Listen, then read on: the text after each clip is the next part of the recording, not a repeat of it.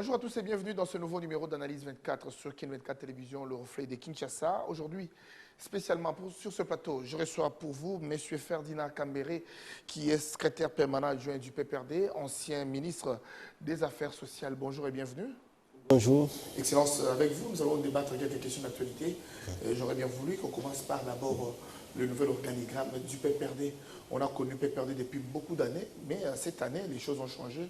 On a une nouvelle vision, un nouvel organigramme du PPRD. C'était pourquoi?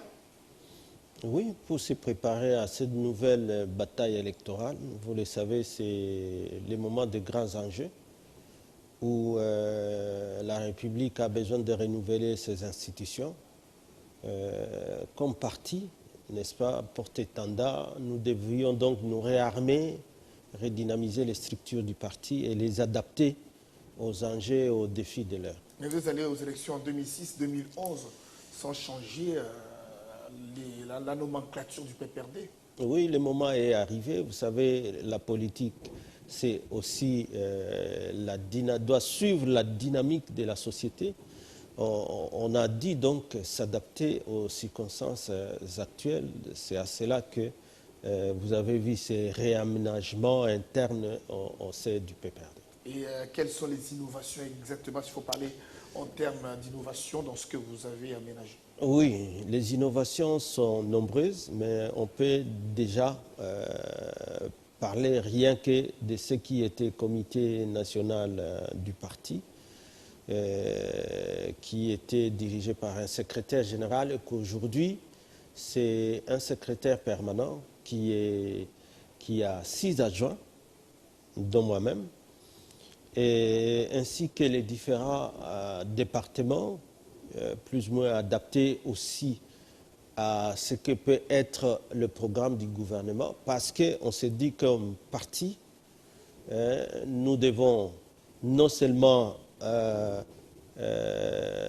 évaluer la vision et les programmes accolés à cette vision pour apporter le bien-être à la population, que c'est donc les études doivent plus évoluer au niveau du parti, faire l'autocritique de certains programmes, voir comment améliorer, et que c'est donc cette réadaptation des structures du parti à ce qui peut être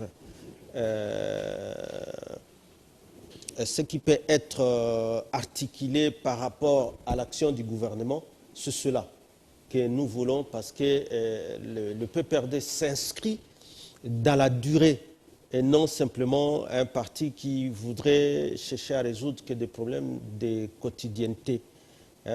Aujourd'hui, on doit concevoir des grands programmes, des longs programmes pour essayer de résoudre un tant soit peu les problèmes de la société congolaise, les problèmes de la population, quant à l'eau, quant à l'emploi des jeunes, quant à l'électricité, quant au transport, aux infrastructures routières, sanitaires, ainsi de suite. Donc, comme parti, on doit non seulement être là pour mobiliser nos électeurs, mobiliser la population à soutenir les programmes que nous avons, mais à l'interne aussi, on doit toujours voir comment les adapter au fur et à mesure que l'évolution aussi du monde se mène sur cela.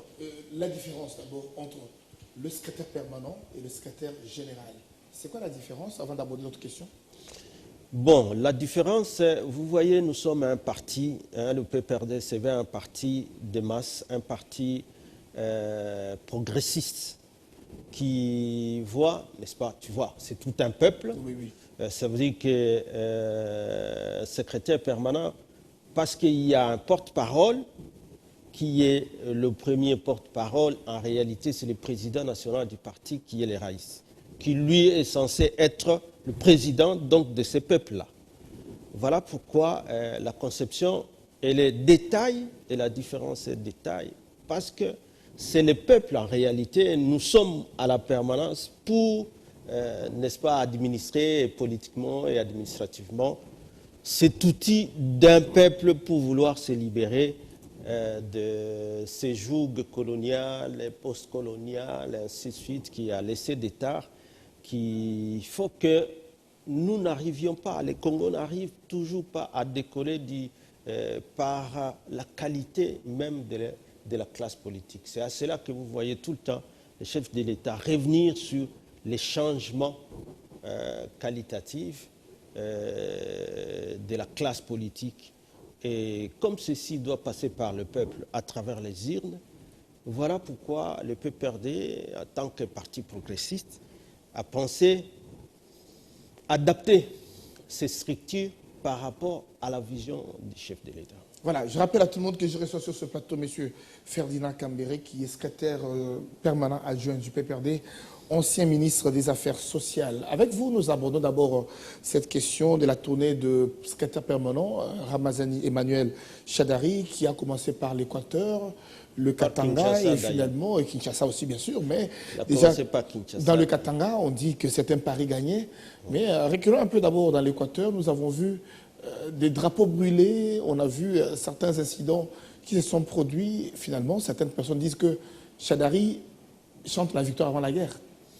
Non, pas du tout. Vous savez que sur les réseaux sociaux, certes, il y a toujours des gens... Vous savez, quand vous existez, vous n'avez pas que d'amis.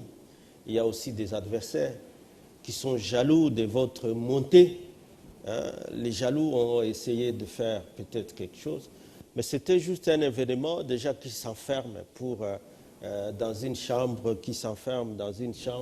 et ils essaient de monter une scène pour balancer sur les réseaux sociaux que les drapeaux du PPRD sont en train d'être brûlés. Non, on a vu ça dans les rues, on a vu ça dans les artères, c'était pas dans une maison. Justement, c'est tout simplement des superpositions, des montages, des photos que ces gens-là ont dû mener. Vous le savez, il y a eu des poursuites contre ces gens et ils étaient aux aveux. Parce que la riche, tout le temps, hein, nous sommes un grand parti et un parti organisé. Nous avons la partie surveillance qui allait, chaque fois que c'était balancé dans les réseaux sociaux, allait regarder sous les lieux indiqués comme étant les lieux où les drapeaux ont été indiqués et ont été brûlés, mais on trouvait justement qu'il n'y avait rien du tout. Les drapeaux sont toujours à l'Équateur, il n'y avait rien de tout cela. Donc, c'est des montages, on comprend, c'est des jaloux qui ne sont pas d'accord que de la montée du PPRD. Le PPRD, tu sais qu'il a été diabolisé de tous les temps. Nombreux sont ceux-là qui ont toujours pensé que c'est un parti qui ne doit pas exister. Sa guerre, le PPRD doit pouvoir la supporter, parce que je vous ai dit que c'est un parti du peuple. Beaucoup de gens ne sont pas d'accord avec les partis progressistes, les partis qui voient, qui met dans sa vision, qui inscrit dans sa vision le progrès du peuple tout entier. Et il y a ceux-là qui cherchent toujours à lui barrer la route et à les contrecarrer. Et ça a été le cas, mais sinon c'est des montages qui ne nous ont pas arrêtés, qui n'ont pas arrêté le secrétaire permanent Shadari. Malgré ce qu'on disait de lui après le Mbandaka, il a continué son périple. Et à Mbandaka, il y a eu également un slogan qui a fait le buzz sur la toile, que le secrétaire permanent du PPRD aurait dit « Ce qui m'ont fingi maman na yo, yo pe fingaï ». Ça veut dire quoi? Non, tu sais d'abord de son nom coup sur coup. Hein, il répond sur le coup. S'il est poli avec toi, tu restes poli avec. Un enfant bien éduqué, on sait que ce peuple, c'est un grand peuple, un peuple bien éduqué et civilisé. Il disait, les gens n'ont retenu que peut-être ce qu'ils considèrent négatif parce que c'est ce qui les intéresse, mais il ne commence pas par ce qu'il a dit, Somutatossio, Tosaye, Yaka Nabolamo. Mais tout cela qui, du matin au soir, ne font que nous vilipender. N'est-ce pas là nous devons contrecarrer la route. N'est-ce pas là une dépravation des mœurs, Excellence? Non, pas du tout. C'est juste demander aux gens, si quelqu'un vous attaque, résistez contre la personne. Vous ne pouvez pas. Il n'y a que Jésus qui avait dit, quand on te tape sur la joue gauche, il faut donner aussi la joue droite. Il n'y a que lui. Mais les autres, il faut toujours voir comment barrer, pour que si la joue droite a été atteinte, il ne faut pas que la joue gauche soit atteinte aussi. Vous justifiez ce que nous avons lu sur des banderoles coup sur coup. Coup sur coup, c'est à ce sens-là. On vous insulte, nous sommes un parti On ne mérite pas les insultes de tout moment, pour rien, même quand on n'a rien fait, on est toujours insulté. Mais tout ce qu'on demande, c'est le respect de tous les autres, comme nous respectons tout le monde. Est-ce une campagne déjà que le PPRD a commencé pour les élections? La campagne, vous savez, beaucoup déjà font la confiance. Parce que le CESAC a dit qu'il ne faut pas commencer la campagne maintenant. Vous Oui, mettez la charrue avant les bœufs. Le CESAC doit savoir qu'il y a deux sortes de campagnes. Il y a une campagne permanente que chaque parti politique doit mener, c'est la campagne d'éducation civique et électorale. Cette campagne, ici, concerne chaque parti politique à préparer ses membres à la politique, à former ses membres à la politique, parler de la politique, parler des instants que traverse le pays. Ça s'appelle campagne d'éducation civique et électorale. Mais pendant que vous dites par déjà exemple, que pour le moment, gagner les élections à tous les niveaux. Oui, parce que maintenant on a gagné en 2006, 2011, gagnons encore maintenant. Oui, parce qu'il y a un processus à court. On doit, devant la campagne de diabolisation de ce processus, où les gens disent qu'il n'y aura pas d'élections, que ces élections, le Congo n'est pas capable d'organiser. Vous les voyez se liguer pour aller louer ou sous-traiter même une guerre pour empêcher que ce peuple s'exprime par les urnes. Devant cette campagne de diabolisation du processus électoral, la campagne d'éducation civique aujourd'hui ne peut être qu'une campagne pour que la population s'approprie ce processus électoral et que quiconque ne vienne pas lui ravir son droit, parce que c'est un droit légitime. On doit dire ça à la population, préparez-vous et que personne ne vous trompe, qui viennent du Rwanda, de la Belgique ou de ceci. Les valeurs morales supérieures, elles ne sont attribuées à personne. C'est nous, comme peuple, qui devons déterminer de la façon dont nous devons désigner nos dirigeants nous-mêmes. Et c'est ça que vous faites maintenant, en sensibilisant vos militants partout, ouais. Leur disant votez toujours pour la majorité présidentielle, quand même le candidat n'est pas connu.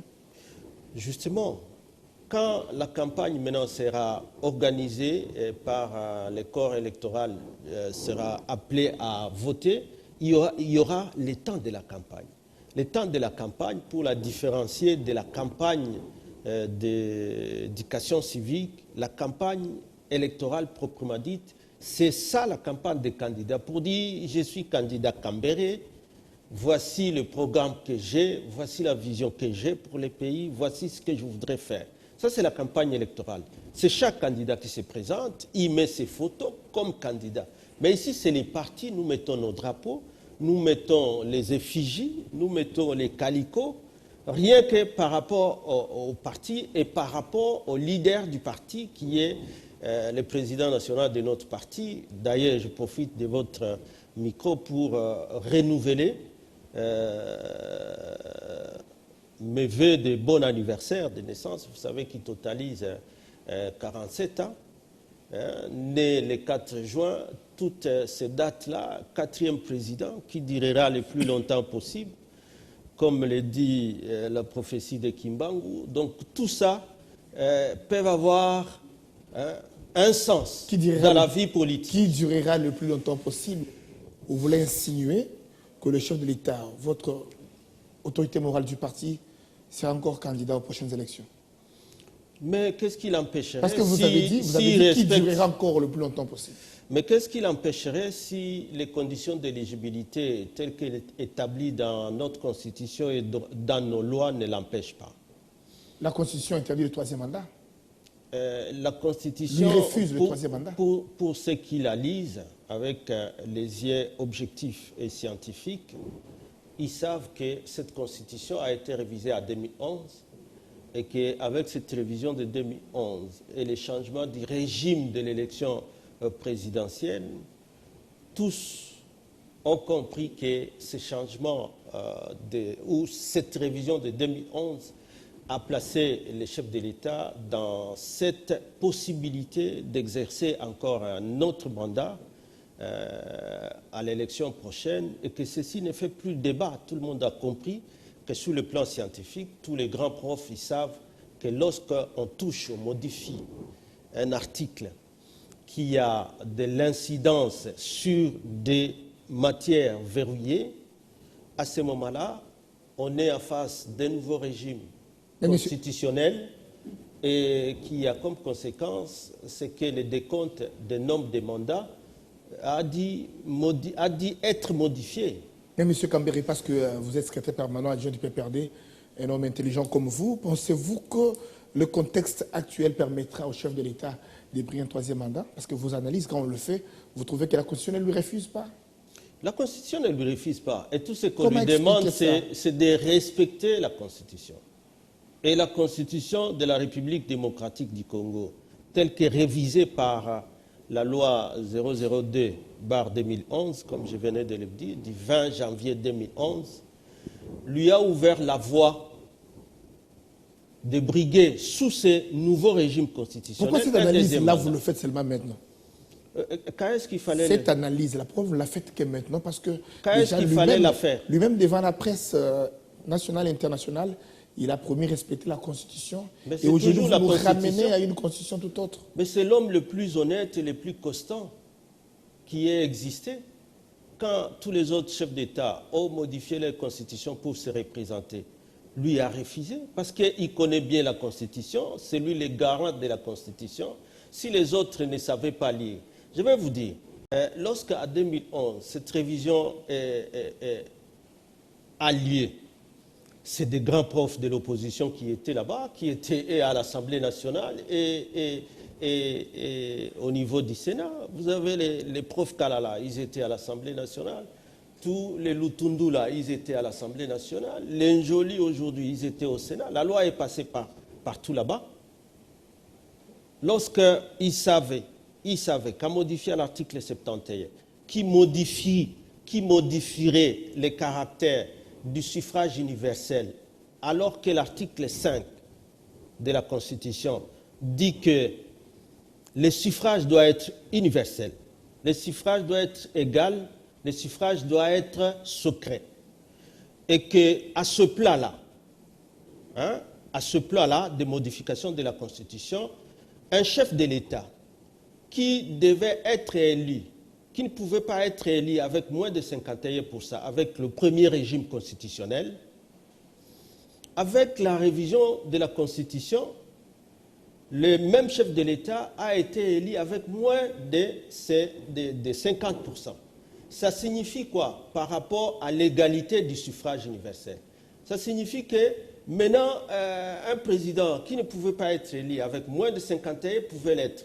Ça changeait directement le régime constitutionnel de l'élection présidentielle et en les plaçant dans un nouveau régime par lequel, avec ses mandats, il n'a fait que le premier. Et à l'élection prochaine, le droit est encore entier pour qu'il exerce le deuxième. Est-ce que cela signifie maintenant aujourd'hui que lui, s'il est veut, il est obligé à se représenter comme candidat? Pas nécessairement. Cela viendra au temps où les candidats seront, ceux qui veulent être des candidats vont déposer, parce que vous savez, la candidature, c'est un acte juridique, et il y a la procédure pour le faire. Et donc, tout ce que la science la plus objective défend aujourd'hui, c'est que le président de la République a encore droit de postuler. Vous le savez, Hollande n'a pas postulé aux élections qui se sont passées à France, alors que ce droit lui restait encore ouvert. Mais lui, quand il a étudié les contextes, il a vu son impopularité, il a dit « je ne sais pas concourir » voilà. Et il n'a pas postulé. Voilà, vous ouvrez Mais pour notre président, vous ouvrez une bonne brèche. Hollande a vu qu'il n'avait pas avec lui encore toute la population. Aujourd'hui, voyez-vous aujourd'hui que le contexte actuel permettra à ce que vous puissiez soutenir cette hypothèse?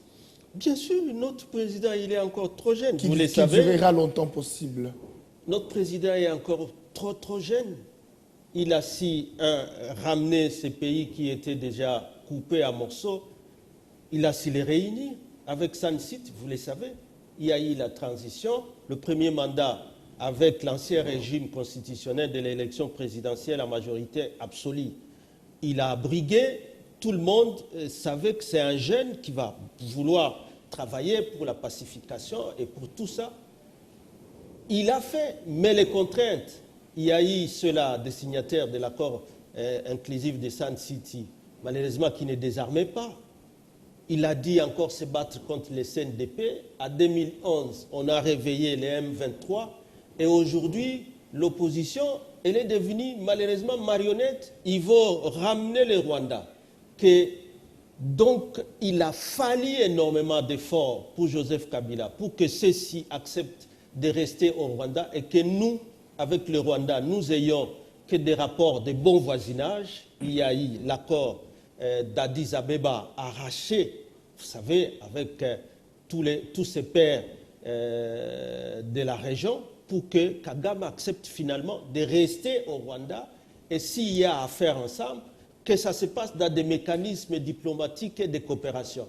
Mais aujourd'hui, l'opposition veut être marionnette du Rwanda et veut même trouver des justifications pour dire nous voulons rentrer par le Rwanda pour ramener.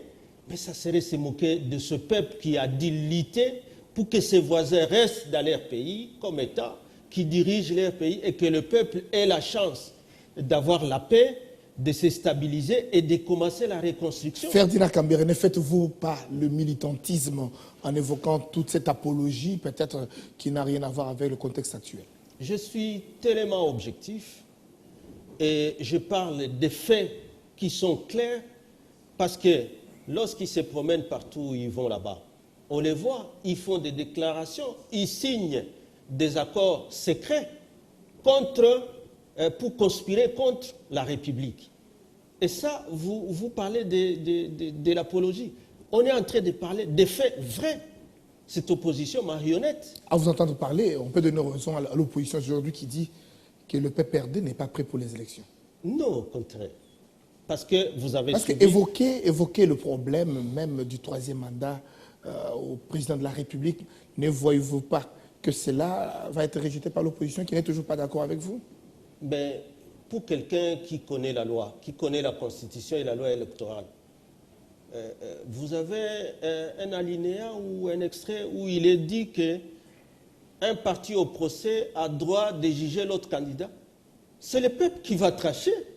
Si, conformément à la Constitution et aux lois de la République, les conditions d'éligibilité pour Joseph Kabila sont jugées réunies par la CENI et par la Cour constitutionnelle, il n'appartient pas à une partie adverse de dire « nous ne voulons pas de ces candidats ».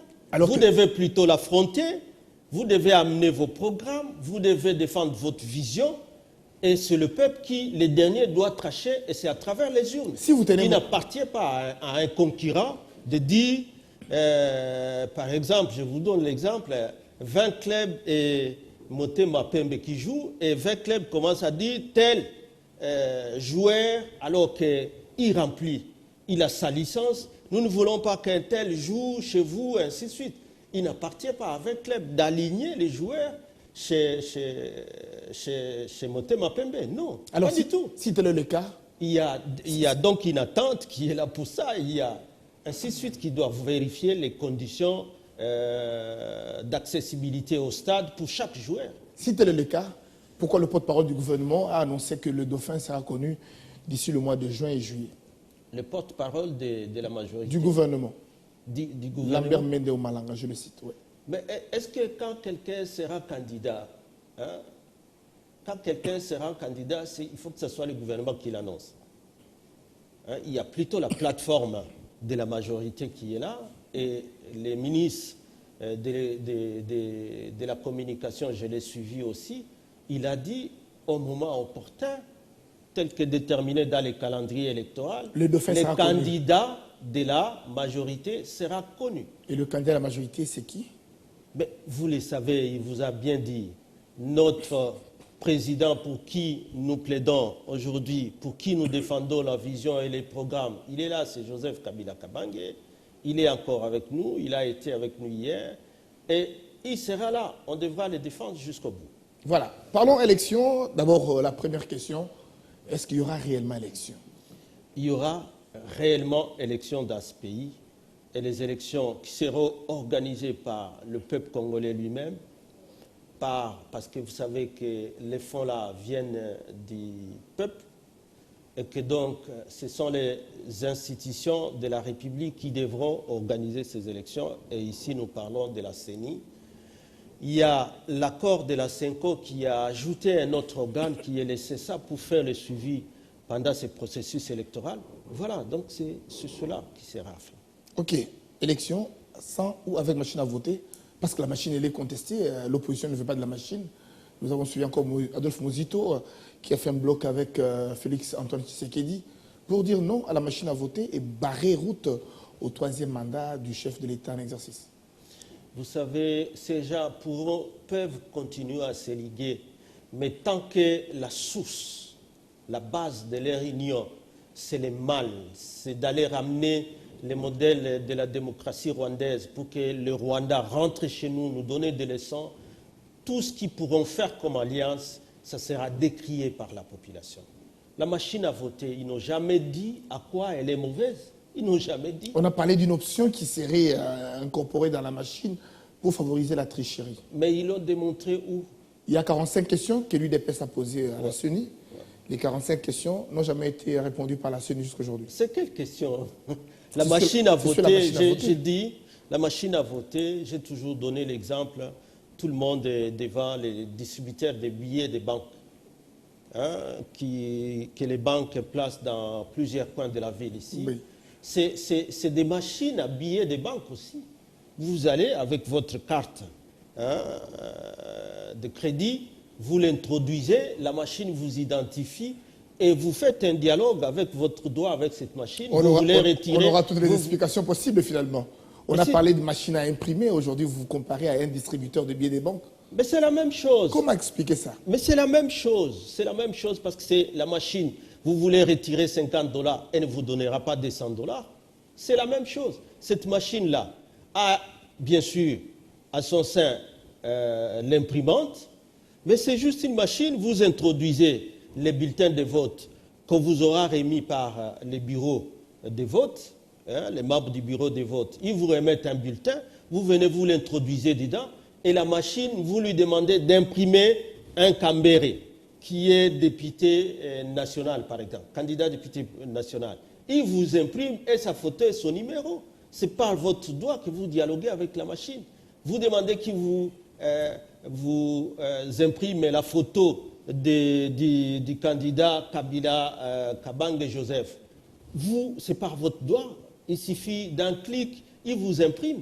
C'est cela. Et puis après, le même bulletin va ressortir comme vous retirez les billets des banques dans ce distributeur. Personne n'a jamais eu peur d'aller dans ces machines ou avec l'idée de vouloir retirer plus que ce qu'il y a sur les comptes ou retirer sur les comptes des autres. Et ces machines se sont bloquées pendant l'essai. Pensez-vous que pendant le déroulement, ces machines pourront travailler efficacement comme on l'attend?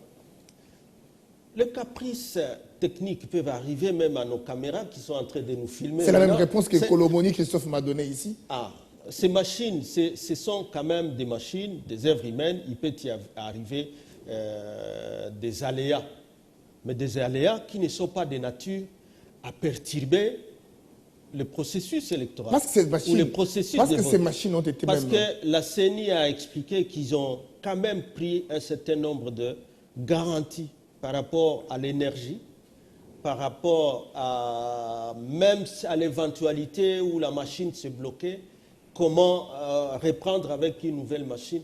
Toutes ces explications, la CENI les a toujours données et avec la satisfaction de tous ceux qui participent à la formation et à la vulgarisation. La méfiance de l'ambassade sud-coréenne qui a fourni ces machines, ça ne vous fait rien? Bon, on ne croit pas trop en la fiabilité de ces machines. Si lui parle des faits vrais, vérifiés, il doit le démontrer. Mais s'il ne fait que raconter sa vie, parce que peut-être il n'a pas été d'accord avec la passation du marché, ça c'est une autre question.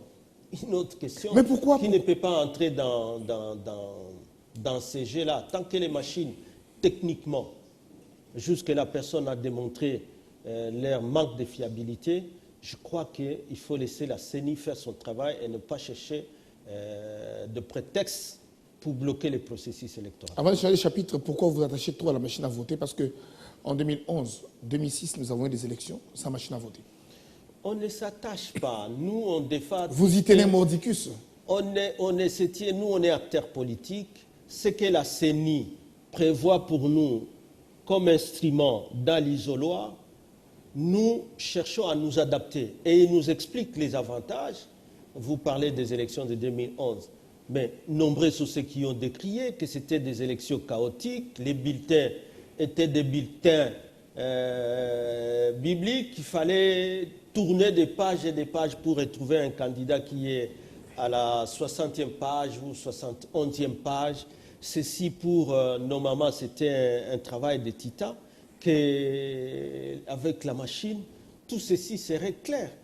Au contraire, nous pensons que tous ceux-là qui sont en train de vouloir réfuter les machines, ils veulent, un, retarder les élections parce qu'ils ne sont pas prêts. Apparemment, ils ne sont pas prêts pour aller aux élections. Deux, ils ont peut-être bénéficié de ces systèmes où, avec de nombreuses des bulletins volumineux, ils ont pu embrouiller les membres du bureau et ont pu bourrer les îles. Mais pour ce cas ici, ça sera difficile. C'est un petit papier qui est comme un bulletin qu'on vous remet par les bureaux et que vous allez introduire dans la machine et vous ramenez les petits papiers, vous versez dans l'urne. C'est clair. Il y a un schéma clair. Vous ne savez pas y revenir deux fois. Ou on ne sait pas vous donner deux fois les bulletins de vote parce que les témoins seront là. L'autre avantage, c'est que les témoins auront la possibilité, chacun, d'avoir son procès verbal directement. Ce n'est plus comme l'ancien temps où, pour avoir un procès verbal et aller à la justice pour contester, on avait les graves difficultés de réunir les preuves de la fraude. Mais maintenant, avec la machine à voter, ça sera aisé pour ceux-là qui voudront aller devant les juges. Ça sera vraiment aisé avec des procès-verbaux bien établis avec l'aide de cette machine. On recule pour mieux sauter. Nous voyons des banderoles partout à travers la ville provinciale de Kinshasa, notamment à Delvaux, Kabila candidat.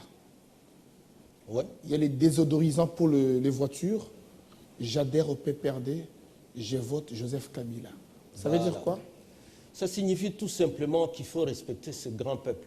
Donc, quand il s'exprime... C'est le peuple qui a écrit? Oui, il faut l'écouter quand le peuple écrit. Parce que je vous dis que ce n'est pas des banderoles ou les PPRD qui demandent aux gens. C'est chacun qui, de son fort intérieur, il trouve que c'est lui ou personne d'autre. Il l'exprime, c'est la démocratie. Vous savez qu'aux élections aux États-Unis, lorsque Trump a été élu, il y en a qui suivaient la proclamation des élections et qui ont dit... comme ça, déchirer leur télévision parce qu'ils n'aimaient pas que ce soit Trump qui passait. Mais maintenant, quelqu'un qui, lui, veut, il manifeste sa joie, il dit « je voudrais que celui-là soit mon candidat ». C'est son souhait le plus légitime, personne ne peut l'étouffer. Il y en a d'autres ici qui se promènent, qui disent « pas celui-là ». Bon, c'est leur sentiment aussi. Mais au moins, ce qui est correct, c'est que le jour J, par rapport à la Constitution, par rapport aux lois de la République, la CENI va ouvrir les bureaux pour les dépôts des candidatures et c'est ce jour-là, dès que la candidature est là, la campagne nous sera annoncée et on va la battre. Parlons du meeting de la plateforme Ensemble pour le changement qui est prévu pour ce week-end. Déjà Moïse Katumbi, qu'on a suivi ailleurs sur notre chaîne et dans un journal. Une interview accordée à ce journal, Moïse Katumbi dit, je cite, « Joseph Kabila a peur de moi ». C'est ce qui justifie même tout ce qu'il y a comme problème pour son retour. C'est pour ça qu'il est allé au Rwanda, recruter les Rwandais. Je vais voir la réaction lécher les bottes du Rwanda pour dire, pour chasser Kabila, il faut nécessairement que ce soit les Rwandais et il croit qu'on a peur de lui. C'est pour ça qu'il est allé là-bas. D'où est-ce que vous puissiez cette information-là? Mais lui-même était là, il était présent, il a loué le Rwanda comme pas possible. Il a même annoncé que dans 3 mois, il va s'établir à Beni pour stabiliser à Beni. Et j'ai même réagi, j'ai dit voilà un candidat qui ne maîtrise même pas la question de la stabilité à l'Est. Ça fait 20 ans que les Nations Unies sont en RDC, ils ne savent pas. Avec leur programme de stabilisation, ils ne savent pas. Ils nous aident beaucoup, mais ils ne savent pas. Et tout ça parce qu'il y a des pays qui s'immiscent dans l'instabilité à l'Est et qui tendent même à faire évoluer ça vers les Kasaï, vers le Touri, et ainsi de suite, alors que ce sont des provinces qui sont en train de se remettre d'une longue guerre. Et vous pensez que cet ensemble a encore un discours dès lors qu'ils ont dévoilé leur plan machiavélique? Ils ont encore un discours, même s'ils seront à Sainte-Thérèse là-bas, ils ont encore un discours. Maintenant, on sait pour qui ils roulent. Monsieur Ferdinand Kambere, Moïse Katumbi a longtemps travaillé avec vous. Il était un autre cadre du Parti Peuple pour la reconstruction de la démocratie, PPRD. Mais pourquoi pendant tout ce temps, vous n'avez jamais dénoncé de tels actes? Mais comment on pouvait les tout dénoncer? le temps qu'il était avec vous?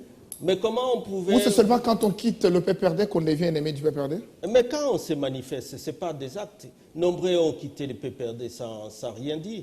Après, vous connaissez des grandes personnalités qui ne sont pas au PPRD, mais qui se taisent, qui ne disent rien. Vous avez le ministre Moumengi qui est là, qui est dans ses recherches. Il n'a jamais rien dit, qui l'a diabolisé. Celui-là qui était un diable, caché, infiltré au sein de PPRD, tout ce temps il nous a trompés, il sort dehors. On découvre qu'il est chauve, qu'il n'avait pas de cheveux, tout ce temps il n'a fait que tromper les gens. Maintenant, on sait ses accointances et tous ceux qui sont derrière lui, qui sont en train de multiplier les alliances. Nous les connaissons et on va demander au peuple de se liguer. Nous n'accepterons plus que ce peuple soit ramené dans une nouvelle guerre pilotée par le Rwanda. On n'acceptera pas parce qu'ensemble, vous voyez quand le RCD a commencé contre Musée, c'était RCD. Le premier R là, c'était quoi? C'était rassemblement. Donc, on a encore rassemblé des gens en désordre comme on est en train de le faire là.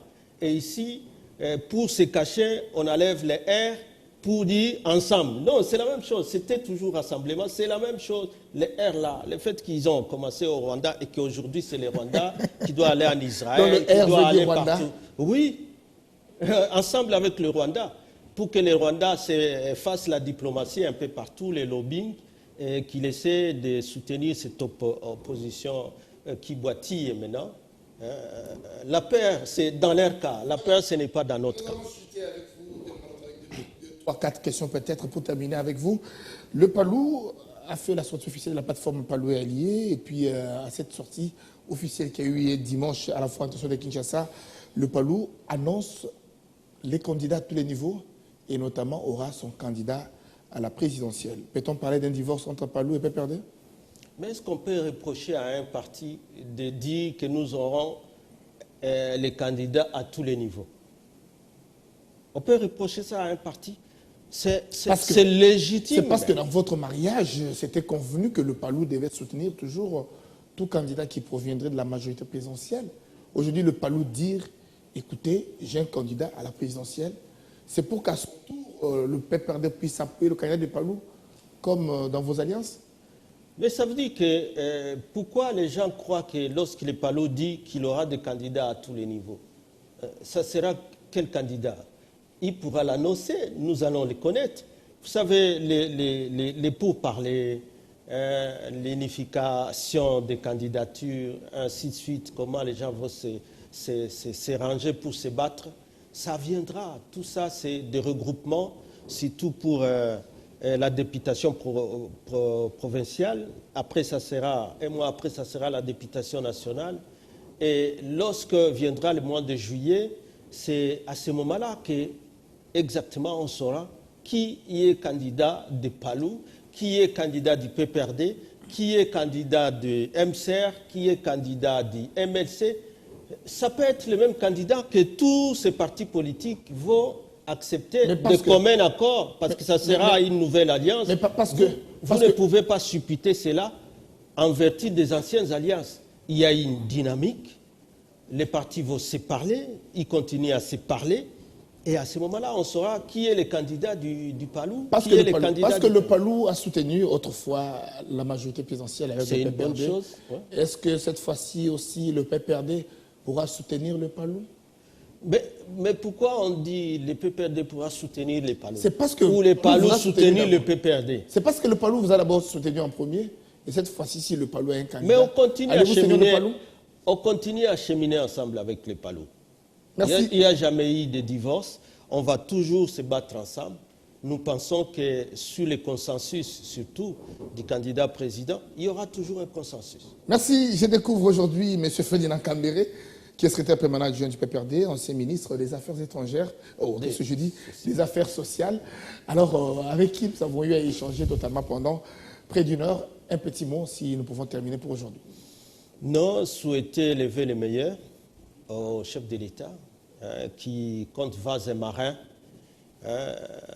Nous souhaitons le vœu de bonheur, de prospérité, de succès dans tout ce qu'il projette, non seulement pour sa famille, mais surtout pour ce pays en tant que président de la République et pour ce grand peuple, le peuple congolais, qui n'acceptera plus le joug des ennemis qui viennent de gauche ou de droite, qui soient soutenus par des collabos ou des marionnettes.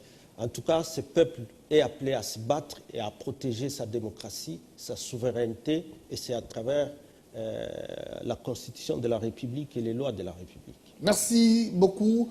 Je vous rappelle que je recevais M. Ferdinand Kambere, secrétaire permanent adjoint du PPRD, ancien ministre des Affaires sociales. Merci d'avoir été nombreux à ce grand rendez-vous. Et à vous particulièrement, je dis merci d'avoir répondu à notre invitation. C'est vous que je remercie aussi pour cette invitation. Alors, on se retrouve prochainement pour un nouveau numéro. Merci beaucoup. Merci.